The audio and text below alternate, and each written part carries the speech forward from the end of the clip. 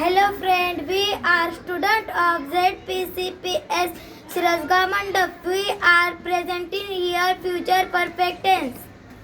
I shall have. I shall have written a letter. मी पत्र लिहिलेले असेल. We shall have. We shall have written a letter. आम्ही पत्र लिहिलेले असेल. You will have. You will have written a letter. तू पत्र लिहिलेले असशील.